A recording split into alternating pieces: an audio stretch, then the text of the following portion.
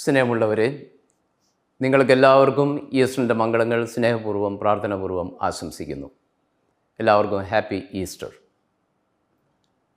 സത്യമായും ദൈവം ഉയർത്തെഴുന്നേറ്റു. ആ ഉദ്ധിതൻ്റെ സന്ദേശമാണല്ലോ ഇന്ന് ലോകമെല്ലാം മുഴങ്ങുന്നത്. ഇന്നേ ദിവസം അവൻ നമ്മോട് ആവശ്യപ്പെടുന്നുണ്ട്, ഉണരുക, ഉറക്കത്തിൽ നിന്ന് ഉണരുക, മരണത്തിൽ നിന്ന് ഉണരുക, നന്മയിലേക്ക് ഉണരുക, സന്തോഷത്തിലേക്ക് ഉണരുക എന്നവൻ നമ്മെ നോക്കി പറയുന്നുണ്ട്. ക്രിസ്ത്യാനികളായ നാം വിശ്വസിക്കുന്നത്, നാം എല്ലാം ഉദ്ധിതനായ യേശുവിൽ വിശ്വസിക്കുന്നവർ എന്നാണ്.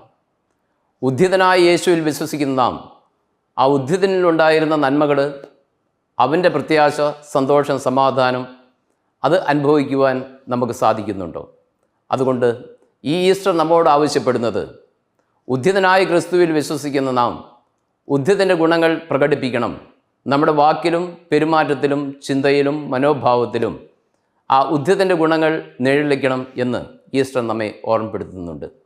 ആ അവസ്ഥയിലേക്ക് നമുക്ക് ഉയരാം, ഉണരാം. അതിനുവേണ്ട ദൈവാനുഗ്രഹം ഈ ദിവസങ്ങളിൽ നമുക്ക് പ്രാർത്ഥിക്കുകയും യാചിക്കുകയും ചെയ്യാം. എല്ലാവർക്കും ഒരിക്കൽ കൂടി ഈസ്റ്ററിൻ്റെ മംഗളങ്ങൾ സ്നേഹപൂർവ്വം ആശംസിക്കുന്നു.